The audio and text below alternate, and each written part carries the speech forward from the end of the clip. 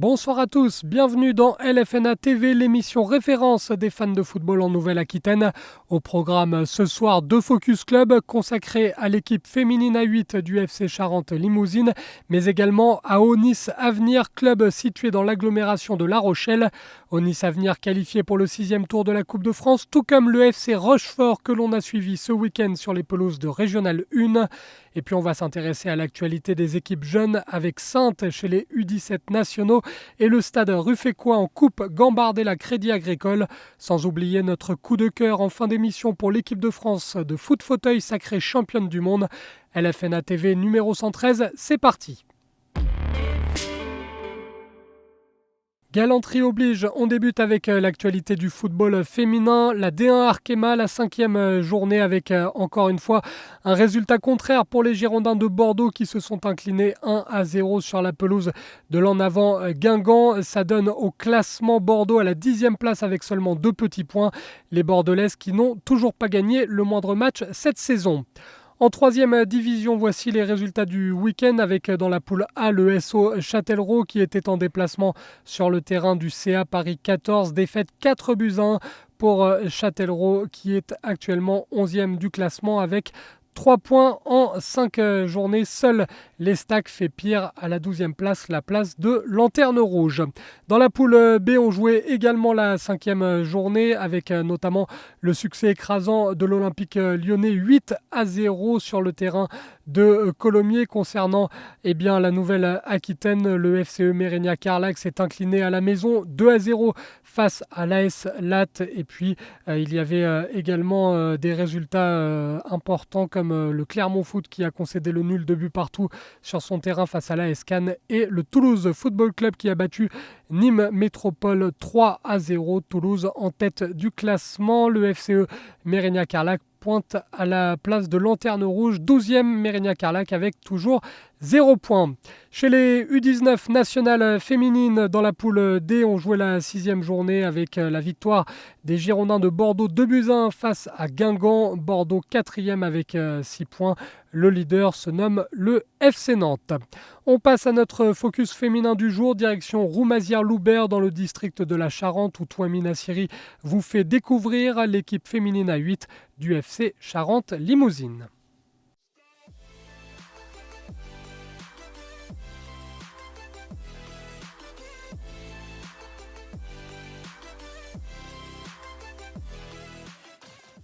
Donc le FC Charente-Limousine, c'est un club qui émane d'une fusion avec justement le club de Sury de 2016.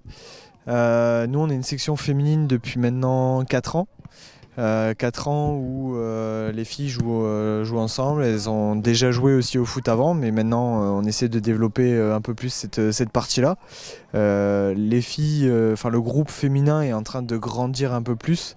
L'année dernière on en avait 12, là on est passé à 16 maintenant. On essaie aussi de développer l'école de foot féminine. Donc moi en tant que RTJ, c'est aussi mon rôle de développer justement cette chose-là. Et c'est vrai que c'est une chose qui, avec Stéphane Moreau, donc président du club, nous tient à cœur sur ce côté féminin.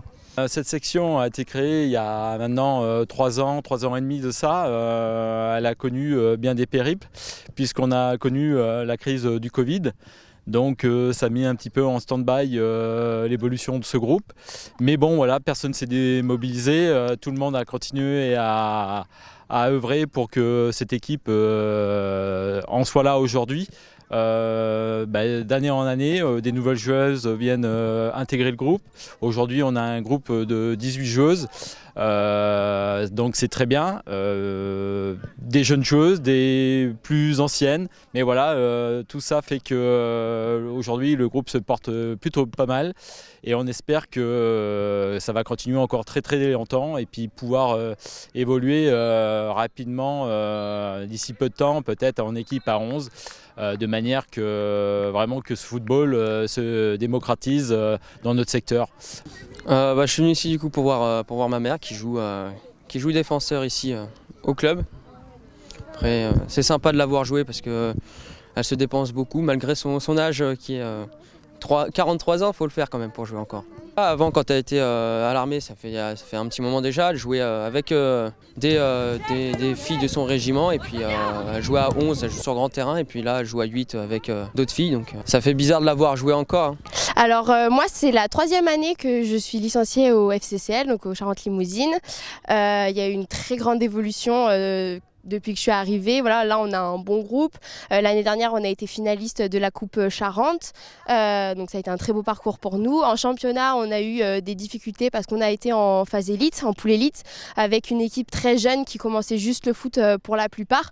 Donc ça a permis de souder un peu plus le groupe et donc là ce début de saison on a réussi à avoir des résultats, on a eu d'autres arrivées, il y a eu un petit peu un remaniement de l'équipe, donc vraiment c'est super cool et franchement le club nous intègre beaucoup, nous les filles, parce qu'on peut penser que voilà, on est des filles, on est peu mis à l'écart, mais en fait pas du tout. Là aujourd'hui, voilà, il y avait notre équipe C qui jouait à 13h juste avant au stade municipal. Nous on joue sur le stade annexe à 15h et il y a la B aussi qui joue sur le terrain municipal. Donc ça permet de regrouper un petit peu toutes ces équipes seniors, d'avoir un peu plus de visibilité pour notre équipe féminine. Et puis ça permet d'avoir une meilleure ambiance et de vraiment nous intégrer au club.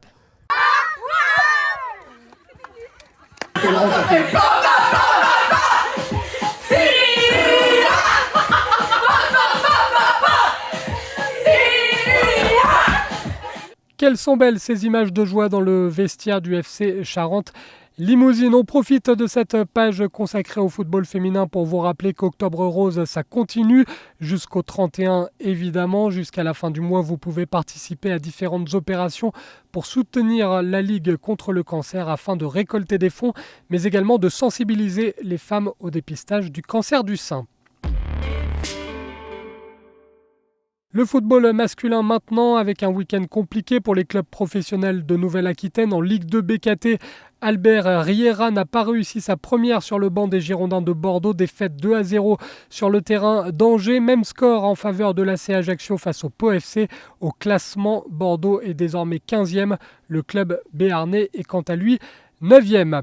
En national, c'était la 11e journée ce week-end avec les matchs vendredi et la défaite des Chamois niortais sur le terrain de l'US Orléans-Loiret. Défaite 4-2 pour les hommes de Philippe Hinsberger qui, malgré tout, reste 2e du classement à 5 points du leader, le Red Star. En National 2, on jouait la 7e journée de championnat dans la poule B avec les clubs de Nouvelle-Aquitaine, notamment Bergerac-Périgord, qui a concédé le nul 1 but partout vendredi soir face à La Roche-Vendée. C'était à Bergerac-Périgord. Il y a eu également des matchs nuls 0-0 pour les clubs néo-aquitains avec Trélissac en déplacement à Blois, avec le FC Libourne à domicile face au SCO Angers. Et puis à noter la défaite 3-1 d'Angoulême-Charente sur la pelouse de Saumur.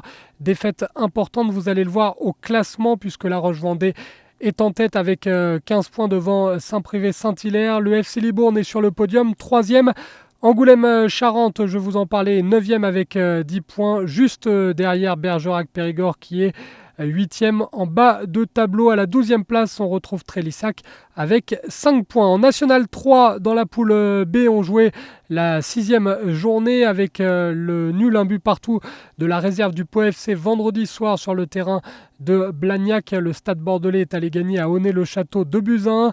Victoire 3-0 de l'Aviron Bayonnais. Décidément, ça va bien pour les Basques en ce début de saison, avec également la qualification pour le 6e tour de la Coupe de France. 2-1 en faveur de Canet-Roussillon contre la réserve des Girondins de Bordeaux. Les Jeunets d'Anglet ont perdu à Castanet 2-0. Saint-Paul Sport a concédé le nul 1 but partout face à Albert Argelès. Et puis dimanche, dans le dernier match, l'US Lège Cap-Ferré est allé décrocher le nul 2 buts partout du côté de Perpignan. Au classement, Castanet est en tête devant Canet-Roussillon. On retrouve le Stade Bordelais 5e, la réserve du Pau FC 6e, les Jeunets d'Anglet 7e, l'Aviron Bayonnais 8e, l'US Lège Cap-Ferré à la 10e place. On retrouve également la réserve des Girondins de Bordeaux à la 13e place et puis Saint-Paul Sport est malheureusement lanterne rouge avec seulement 4 points. Dans la poule C, toujours en National 3, cette fois avec la 6e journée et le match compliqué pour l'US Chauvigny qui s'est incliné à la maison 4-0. Défaite également à la maison pour Châtellerault 3-1 face à Château-sur-Loire. Il y a eu un match arrêté entre le Stade Poitvin et le Tours FC. Panazol s'est incliné sur le terrain de Montlouis 1-0. La victoire 4-0 de Vierzon sur le terrain du FC Chambray. Au classement, ça donne tout simplement Montlouis en tête avec 15 points. Le Stade Poitvin est 4e. Le club de Panazol est 7e. Le FC Chambray 8e. Châtellerault, quant à lui, est 9e alors que Chauvigny est 13e. Dans la poule D, toujours la 6e journée de National 3 avec la rencontre pour le FC Choré en déplacement à Château-Gontier. Match nul 3 buts partout au terme d'une rencontre spectaculaire. Il y avait également la réserve des Chamois niortais à domicile face à Saint-Nazaire. La victoire 5-2 de la réserve des Chamois qui au classement se retrouve 10e alors que le FC Choré est lui 6e avec 10 points. On passe aux catégories jeunes avec tout d'abord le championnat national U19, la poule C, la 9e journée avec les Girondins de Bordeaux qui ont battu Trélissac sur le score de 1-0. De son côté, le SA Mérignac est allé s'imposer à Châteauroux 3-1. Au classement, ça donne les Girondins de Bordeaux à la 6e place avec 12 points. Le SA Mérignac est quant à lui 8e avec 10 points. Trélissac est lanterne rouge de ce classement avec 3 petits points. Trélissac donc qui s'est incliné dans le derby face à Bordeaux. Chez les U17, la poule E, la 9e journée avec, vous le voyez, le leader Montpellier qui est allé gagner du côté de Toulouse. Concernant les Girondins de Bordeaux, ils se sont inclinés face à l'Olympique de Marseille. Du côté de Marseille, le FC Marmande 47 a vu son match reporté face au Toulouse FC. Au classement, ça donne les Girondins de Bordeaux 8e, juste derrière le FC Marmande 47 qui est 7e avec 12 points. Dans la poule F, l'entente sportive Sainte Football était opposée à la Tour d'Auvergne-Rennes, un match qui avait lieu dimanche au stade Yvon Chevalier et qui vous est résumé par Théo Rodriguez. 9e journée de National U17, le S Sainte recevait le TA Rennes au stade Yvon Chevalier de Sainte. Les Saintais actuellement relégables de cette poule F espèrent renouer avec la victoire qu'ils n'ont connue qu'une seule fois depuis le début de la saison. Les Rennais, eux, occupent la 10e place. Les joueurs sont prêts, ils entrent sur la pelouse et l'arbitre va pouvoir donner le coup d'envoi de cette rencontre.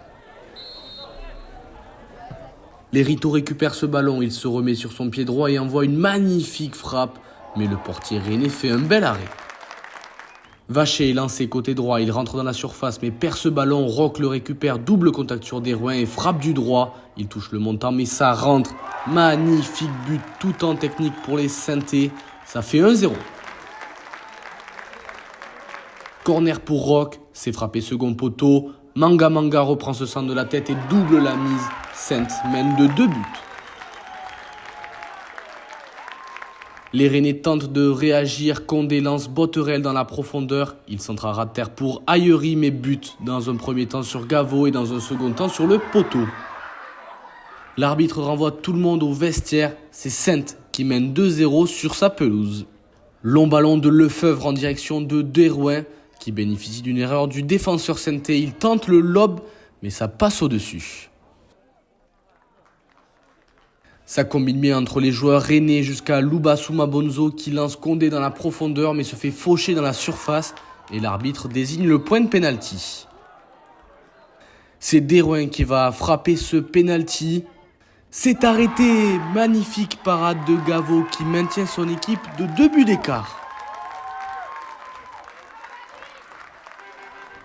Bon ballon de Derouin par-dessus la défense saintaise pour Lubasu Mabonzo qui envoie une demi-volée surpuissante. Gaveau ne peut rien faire. Les Rennais réduisent la marque 2. Rechmaniaka reçoit ce ballon lobé dans le dos des défenseurs rennais. Il file au but et frappe, mais bon retour de Saint-Honoré qui gêne l'attaquant saintais. Motion à l'entrée de la surface envoie un centre très haut pour Condé qui dévie de la tête pour Potin qui contre la tentative de dégagement du défenseur saintais. Ça finit au fond des filets. Retournement de situation incroyable dans les derniers instants de ce match. Les Rennais recollent à 2 partout.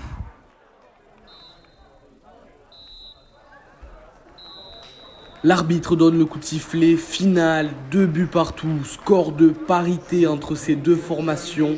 Beaucoup de frustration pour les joueurs de Saintes. On écoute la réaction de Mathis Manga. Ouais, dégoûté, hein, franchement. On mène 2-0 à la mi-temps. On n'arrive pas à tenir le score. On prend 2 buts. Hein. Dégoûté. Je pense que c'est de l'envie. On gagne 2-0. On peut pas se permettre d'avoir du relâchement. On doit tenir le score. On doit être en bloc. Il y en a, ils courent pas. On peut pas. Ouais, des regrets, c'est ça. C'est vrai que ça fait pas plaisir de louper un péno personnellement, mais content de l'équipe d'avoir remis les 2 buts. C'était surtout le plus important de prendre les 3 points. Malgré le début de match qu'on fait, c'est toujours bien de prendre un point à l'extérieur. Le début de première mi-temps qu'on fait, même la première mi-temps qu'on fait devant le but, on doit être plus tueur. Voici les résultats complets de la poule F, donc du championnat national U17, avec la victoire du FC Nantes qui continue de se balader dans ce championnat. Victoire de Buzyn. Du côté de Cholet, la défaite des Chamois niortais sur le terrain de l'USJA Carquefou, défaite 1-0. Et puis, il y avait également le match de Saintes, vous l'avez vu avec le résumé de Théo Rodriguez, 2 buts partout pour Saintes qui reste lanterne rouge au classement, tandis que les Chamois niortais, eux, sont 9e avec 10 points. On passe à la Coupe de France avec le tirage au sort du 6e tour qui a eu lieu jeudi dernier. On vous rappelle les affiches, notamment le CS Fétia, club de R1 qui jouera Bergerac-Périgord, pensionnaire de National 2. Il y aura le duel entre le FC Périgny et le Stade Poitvin. Saint-Émilionnais face au FC Choré. La JA Biarritz contre Trélissac-Périgord. Rochefort face à l'Étoile Maritime dans un derby du 17. Libourne sera opposé à Châtellerault et puis l'Aviron bayonnais défiera les Chamois niortais dans ce qui ressemble à la plus belle affiche de ce 6e tour en Nouvelle-Aquitaine. Il y aura donc forcément un club du district de la Charente-Maritime au 7e tour, vous l'avez compris, avec le derby entre Rochefort et l'Étoile Maritime. Le FC Rochefort, club de la poule A de Régional 1 qui recevait samedi l'ES Buxerolles lors de la 4e journée de championnat. Théo Rodriguez était au stade du Polygone. Il vous offre le résumé de cette rencontre. 5e journée de Régional 1, le Rochefort FC recevait l'ES Buxerolles au stade du Polygone de Rochefort. Les Rochefortais premiers au classement et toujours invaincus en ce début de saison ont à cœur de poursuivre leur forme du moment. Les Buxerollois, eux, sont également invaincus mais occupent la 7e place au classement. Pour Bruno Valade, le coprésident de Rochefort, l'objectif pour les matchs à domicile est simple, on l'écoute. C'est un match qui n'est pas facile puisque l'adversaire, on le connaît très bien, on l'a joué l'année dernière. Ça reste une très belle équipe, mais les joueurs sont confiants. On est à domicile, donc ils vont essayer de prendre les 3 points chez nous, ce qui reste l'objectif des matchs à domicile. Terrain gras, l'état du terrain est un petit peu difficile, mais voilà, je pense que on est chez nous, donc on doit prendre les 3 points. Malgré des conditions climatiques compliquées, les 11 acteurs sont prêts et ils entrent sur la pelouse. L'arbitre va pouvoir donner le coup d'envoi de cette rencontre. Castrien envoie un long ballon à destination de De Oliveira qui le contrôle parfaitement et lance en profondeur Deveau qui adresse un magnifique centre du gauche pour Soro. Seul au second poteau, il place la tête et va ouvrir le score. Le match commence fort pour les Rochefortais qui mènent 1-0 dès les premières minutes de cette rencontre. Coup franc sur la gauche du but pour les joueurs de Buxerolles. C'est frappé second poteau pour Ranito qui la remet de la tête pour Jover qui frappe et ça finit au fond des filets. Les Buxerollois recollent au score. Ça fait 1 partout. Saut décale Edzo au milieu du terrain. Il prend sa chance du droit mais sa tentative n'est pas cadrée. Kali côté droit lance Kanate Basugu en profondeur. Il rentre dans la surface et frappe, mais ça passe à côté. Fin de cette première période, 1 partout entre ces deux formations qui ont du mal à se créer des occasions sur cette pelouse trempe du stade du Polygone de Rochefort. Au retour des vestiaires, coup franc pour Buxerolles. Idrissien roule bien ce ballon, mais Laurie fait un bel arrêt. Corner pour les Buxerollois, c'est frappé premier poteau pour Ranito, mais sa tête frôle le montant. Coup franc pour Rochefort, De Oliveira trouve Soro dans la surface qui d'une magnifique demi-volée dos au but va trouver le chemin des filets. Le doublé pour lui dans ce match et permet à Rochefort de prendre l'avantage à quelques minutes de la fin. La Silla reçoit ce ballon dans sa moitié de terrain. Il adresse une magnifique passe dans le dos de la défense rochefortaise pour Angéli, mais se fait pousser dans la surface. L'arbitre va désigner le point de pénalty. C'est Angéli qui va frapper ce pénalty. Magnifique contre-pied, le portier rochefortais n'a rien pu faire. Busserolles recolle à 2 partout.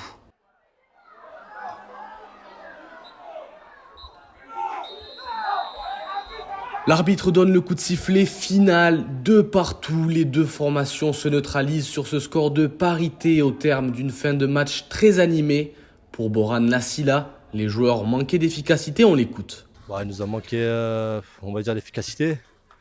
Bon, c'est vrai que c'était un match à forte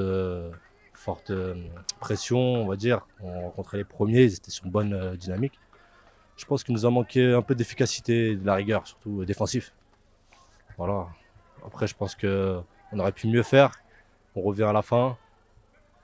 Il faudra essayer d'être un peu plus dur dans les contacts, surtout en fin de match, quoi. Après, 2-2, beaucoup de regrets. Je pense qu'on a fait le boulot en première mi-temps, le premier quart d'heure. On a mis le premier but. Après, on a arrêté de jouer, je pense. On a pris cette égalisation assez rapidement. Deuxième mi-temps, après le terrain est assez compliqué, beaucoup d'intensité, beaucoup de duels. C'était assez compliqué de jouer au football. À la fin, on a un coup franc. Je suis présent là où il faut pour mettre le 2-1. Une minute après, il part dans le dos, il tombe.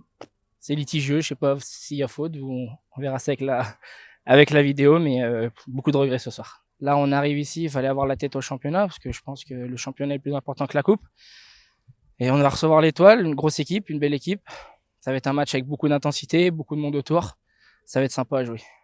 Rochefort jouera donc le derby de Charente-Maritime samedi. Ce sera à 20h face à l'Étoile Maritime. Dans les autres rencontres de ce 6e tour de Coupe de France, à noter le match entre Morlas-Est-Béarn et le CA Neuville. Le MAS d'Agenais jouera contre Panazol. Il y aura le duel entre le CMO Bassins et Angoulême-Charente. La Jeunesse Villenavaise face au RC Parthenay-Viennet. Il sera en déplacement du côté de Château-Larcher. Rive droite 33 attend toujours de connaître son adversaire. Et puis il y aura le match entre Onis Avenir et Saint-Paul Sport. Onis Avenir, formation située dans l'agglomération de La Rochelle et qui réunit 2 communes, à savoir Puyllboro et Saint-Sandre. Un club qui vous est présenté par le duo Théo Rodriguez, Flavien Ziolkowski.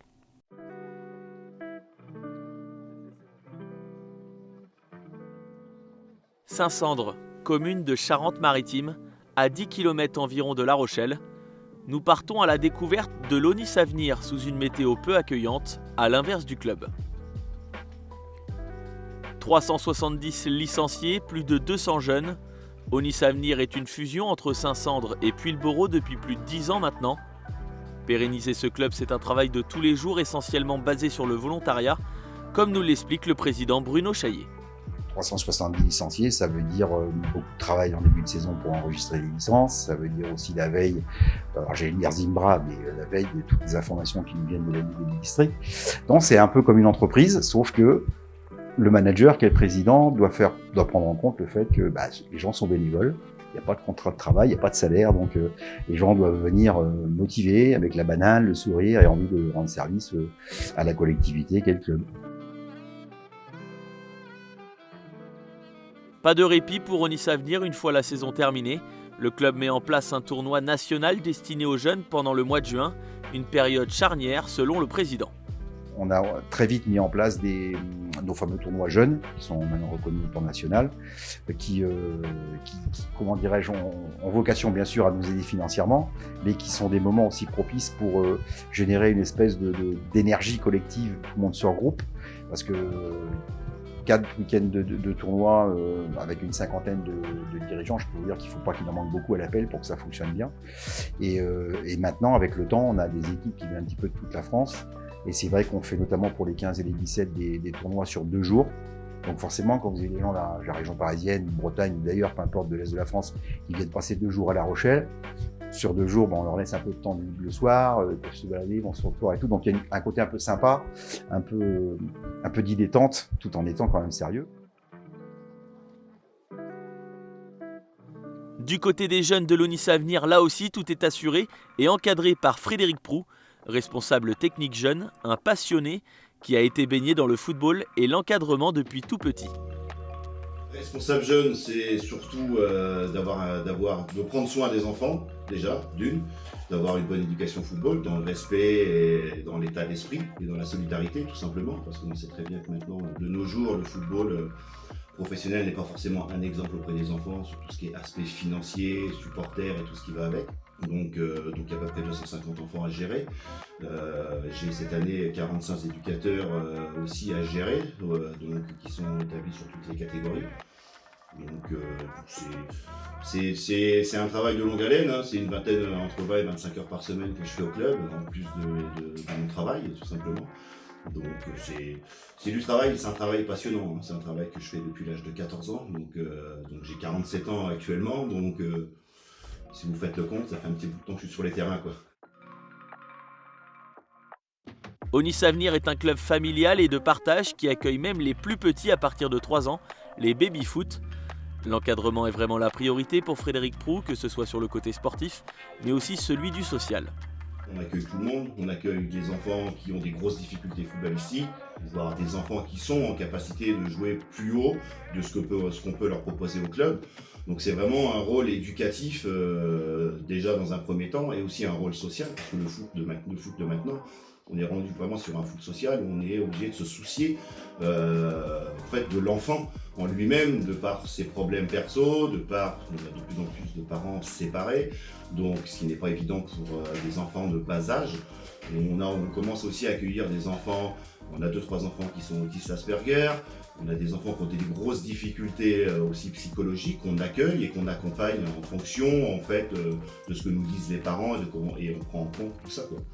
On essaye d'adapter les séances. Certains enfants arrivent à s'acclimater aux séances qu'on produit, forcément. Sur d'autres, on adapte les séances où on a un œil un peu plus attentif en fait, sur ces enfants-là, qui sont pour moi comme tous les autres enfants, qui ont besoin de s'épanouir dans un loisir ou dans leur passion. Et c'est ce qui leur permet aussi d'évoluer un petit peu plus vite de par leurs problèmes de santé ou maladie. Donc pour nous c'est hyper important et on met vraiment le point dessus pour qu'il y ait un épanouissement total de tous les enfants du club, tout simplement.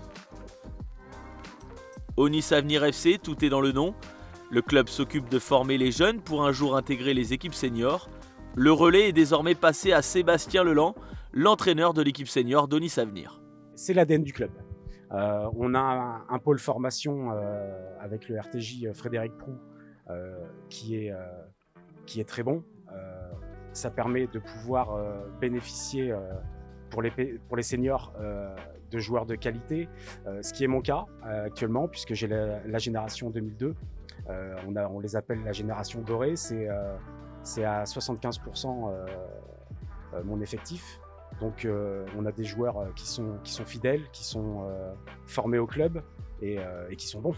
Donc automatiquement, moi en tant qu'entraîneur, c'est du pain béni. Et ça nous permet de garder cet aspect famille. Alors, c'est toujours compliqué de parler de famille dans un club, mais cet aspect fidèle, voilà, ce côté fidélité, puisque c'est des jeunes qui ont été formés ici, qui ont connu 500, qui ont connu ONIS Avenir, et de pouvoir travailler avec de nouveaux arrivants. On a eu 12 arrivées à l'intersaison, que des mecs qui sont rentrés tout de suite dans l'esprit du club et dans l'esprit du groupe senior. Donc pour nous, c'est très très bien. On vit très très bien la chose et on profite du travail effectué par la formation d'ONIS Avenir. Humainement, on est tous sur la même longueur d'onde.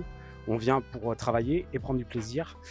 Les attitudes un peu négatives ont été bannies d'entrée de jeu, ce qui permet de pouvoir travailler de façon positive et avancer semaine après semaine. Les jeunes s'en réjouissent et préfèrent ce type de structure à l'image de Nicolas Etiambre, joueur de l'ONIS Avenir depuis 2011 et sa fusion.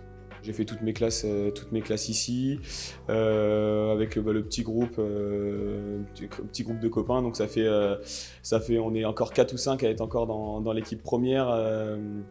Et donc on a toujours joué ensemble voilà, depuis qu'on est tout petit, quoi. Je ne cherche pas spécialement à jouer au plus haut niveau possible. Vraiment, mon but, c'est m'éclater dans un club familial et jouer avec mes copains, quoi. Rêver mais surtout briller sur la vitrine du club.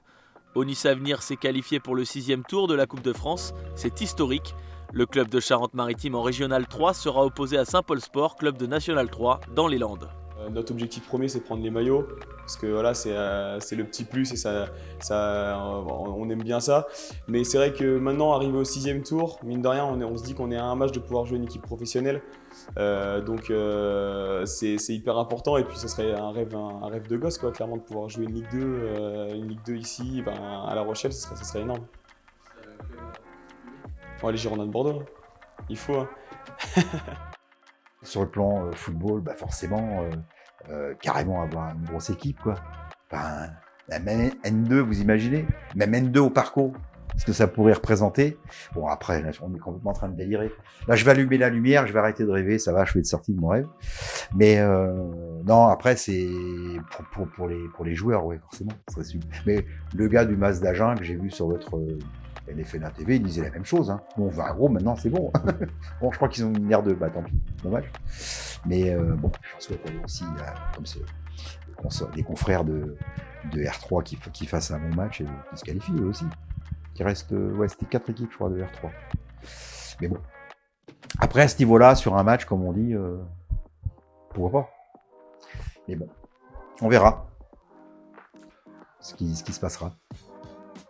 Qui prennent du plaisir, surtout, qui se fassent des bons souvenirs. C'est surtout ça que les anciens comme nous, on peut leur souhaiter. Le club de l'Onis Avenir progresse chaque année grâce aux bénévoles et aux encadrants. Une fierté pour Bruno Chaillet. La fusion fait que maintenant on a 3 terrains à Saint-Sandre, 2 terrains à Pulboro. Donc ça, c'est quand même un bel outil. On peut répartir un petit peu on peut mutualiser en fait les moyens. Donc les gens sont à l'aise.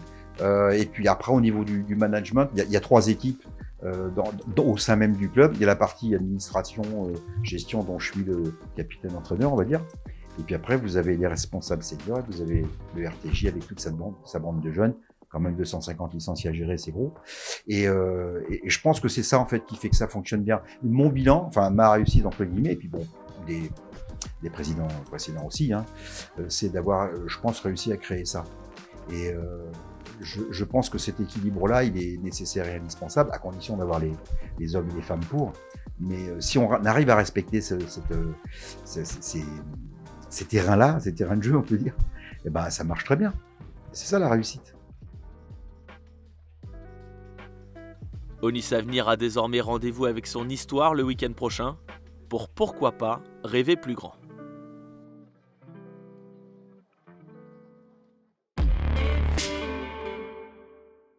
Il y avait également ce week-end le 3e tour de la Coupe Gambardella Crédit Agricole. Parmi les affiches de ce 3e tour, un match alléchant entre le stade ruffecquois et Niort Saint-Florent au stade Henri Lacombe de Ruffec. Direction la Charente avec le résumé de ce match qui vous est proposé par Touami Nassiri.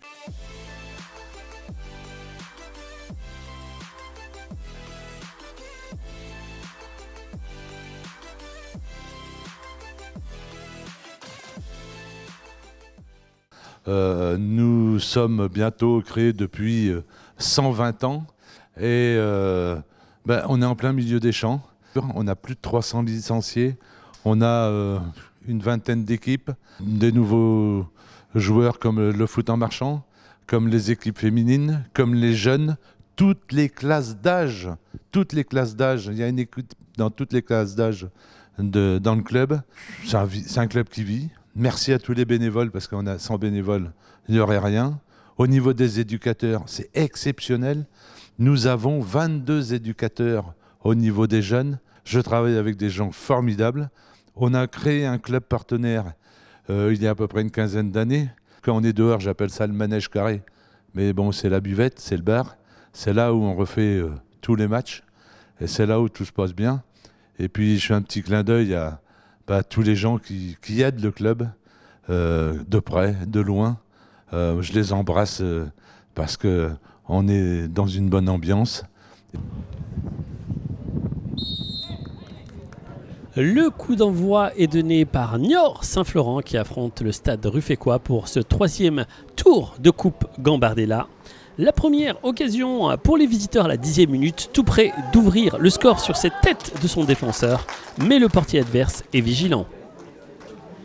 Sur cette passe en profondeur, Maël Atindo dribble le défenseur et tente une frappe cadrée mais sans difficulté pour le portier adverse.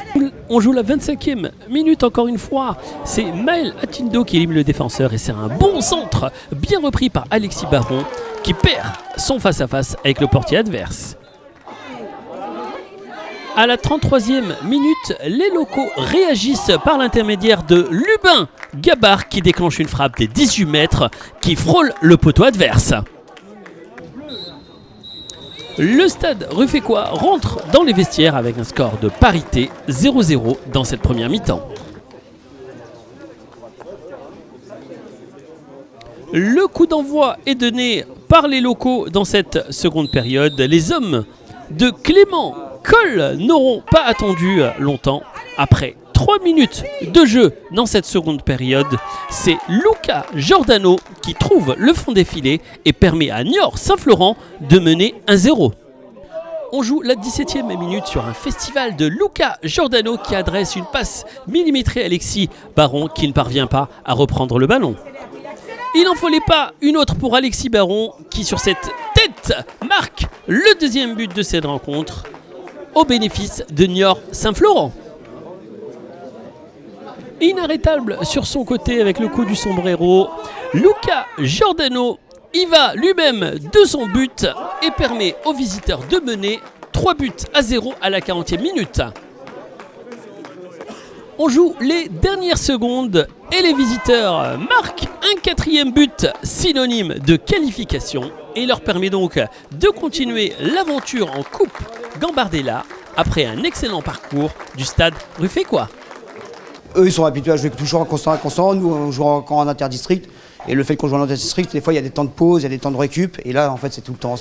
C'est des petits détails qui nous font un peu la différence sur le terrain, quoi. On fait 3 fois la même erreur. Alors que normalement, on aurait pu éviter ces choses-là. Et derrière, bon, après, ça fait but. Et après, on court après le score. Et à 2-0, on dit à 2-0 ou 3-0, bah, on essaye, on cherche un coup. Et voilà. Ouais, la première mi-temps déjà on a voulu beaucoup jouer trop facile. Dans les duels on était trop loin. On n'a pas joué de l'avant, on a trop joué de l'arrière. Et c'est ce qui a fait qu'en deuxième mi-temps on a commencé à jouer de l'avant et ça nous a libéré, on avait beaucoup plus d'espace. Dans les duels on a commencé à se rassurer aussi, on a gagné les duels. Donc forcément nous ça nous rassure aussi. Et après on a eu beaucoup plus d'espace pour jouer et trouver notre jeu. Donc ouais, c'était plus simple en deuxième mi-temps. Ouais.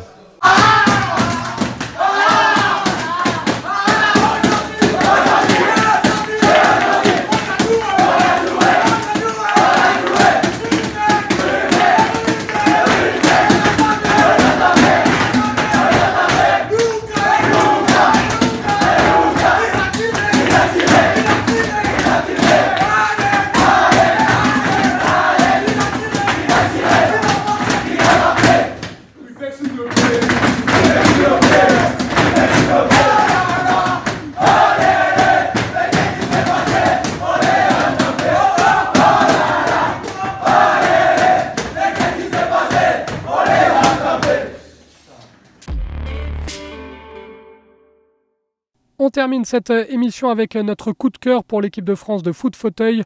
Une équipe qui a remporté pour la 2e fois de son histoire la Coupe du Monde de foot fauteuil électrique en battant l'Angleterre en finale dans une compétition qui avait lieu en Australie. Les tricolores intouchables avec 11 victoires en 11 matchs, 48 buts marqués, 3 buts encaissés. Un énorme coup de chapeau à cette équipe de France. Le foot fauteuil qui grandit dans l'Hexagone et notamment en Nouvelle-Aquitaine. Nous vous proposons pour mieux comprendre cette discipline de revoir un reportage de la rédaction de LFNA TV consacré au club de Limoges, les Grizzlies foot fauteuil qui évolue en 2e division. Je m'appelle Monsieur Gervais Grégory, je suis le président des Grizzlies foot fauteuil et je suis aussi gardien dans l'équipe. On est une association de foot fauteuil électrique, on a 11 ans d'existence et elle a pour but de permettre à des personnes en situation de handicap de faire du foot en fauteuil en loisir et en compétition. Et pour cela, on met des fauteuils à disposition pour que les joueurs puissent pratiquer du foot. Du coup, en fait, c'est des fauteuils spécifiques au foot fauteuil. Et comme vous pouvez le voir, ils sont plus bas que des fauteuils de ville normales. Et ils sont spécifiques à la discipline du foot fauteuil. Ils ont un pare-choc et ils sont très réactifs pour vous permettre de pivoter et de faire des grosses frappes. Le ballon, c'est un ballon spécifique aussi. Il fait 32 cm. Comme vous pouvez le voir derrière moi, ça se pratique sur un gymnase, un 4 contre 4. Avec des remplaçants. Les Grizzlies comptent 14 licenciés. On s'entraîne les mardis de 17h à 19h et les mercredis de 13h30 à 15h30 et de 16h30 à 19h. Les Grizzlies Football sont inscrits en D3 et ça se regroupe sur 4 plateaux. Notre prochain week-end il est à domicile le 19 et 20 mars où on reçoit Brest, Bordeaux, Vendôme et Nantes. Dans notre division à nous, on est 8 équipes. Les 2 premiers montent au niveau supérieur et les 2 derniers descendent. Et on envisage de monter en D2 et pourquoi pas d'inscrire une 2e équipe en D4. On a deux titres de champion de France de 2e division, ce qui nous a permis d'accéder à l'élite du foot fauteuil pendant plusieurs années. Et aussi, on a eu un titre de champion de France de 3e division. Les Grizzlies ont recruté une service civique, Johanna. Les missions principales de Johanna, c'est l'accompagnement lors des entraînements. Il y a aussi des parties administratives. J'ai entendu parler des Grizzlies parce que ça faisait 8 ans que je pratiquais du foot à Limoges. Sauf que j'étais dans un autre club à Limoges qui a dissous. Et du coup, ma seule option qui me restait pour pouvoir continuer le foot, ce qui est ma passion, et aussi m'investir dans un club, ça a été de rejoindre les Grizzlies. Mes motivations, ça a toujours été le sport, le foot et surtout pour moi une raison de vivre, c'est vraiment le foot en particulier. Pour moi, pour mes attentes dans ce sport, c'est toujours de performer au plus haut niveau et d'atteindre des sommets, du moins d'essayer de gravir des échelons pour pourquoi pas un jour aller en équipe de France. Et après, c'est aussi prendre l'épanouissement personnel. Pour être un beau joueur de foot fauteuil, il faut être déterminé, il faut savoir bien se placer, il faut bien parler avec vos coéquipiers pour vous donner les informations de vos placements et ce que vous êtes libre pour avoir la balle, pour marquer un but. Je trouve que le foot fauteuil pour les personnes en fauteuil comme nous, c'est vecteur de l'intégration. Quand on vient voir du foot fauteuil, on commence par voir des personnes handicapées et quand on sort, on nous voit comme des sportifs. Et c'est ça que je kiffe. Les Grizzlies qui organisaient ce week-end un tournoi amical de pré-saison avec le club de Bordeaux et celui de Tours. L'équipe 1 qui a terminé 2e avec 2 victoires et 1 défaite. On souhaite une très bonne saison aux Grizzlies. On félicite encore une fois l'équipe de France pour cette 2e étoile. LFNA TV numéro 113, c'est désormais terminé. Merci d'être toujours aussi fidèles. Merci à vous pour les partages, pour les commentaires. Continuez à le faire. Je remercie à l'édition Théo Rodriguez, Flavien Ziolkowski et Touami Nassiri, à qui l'on souhaite aujourd'hui un très bon anniversaire. On se retrouve lundi prochain pour une nouvelle émission. D'ici là, très bonne semaine à tous et n'oubliez pas le plus important, le football, qu'il soit professionnel ou amateur, ça reste un jeu. Thanks for your company in Sydney and can't wait for the next Power Chair World Cup. Well done again, England and France, for making the final. Congrats. Adam Peacock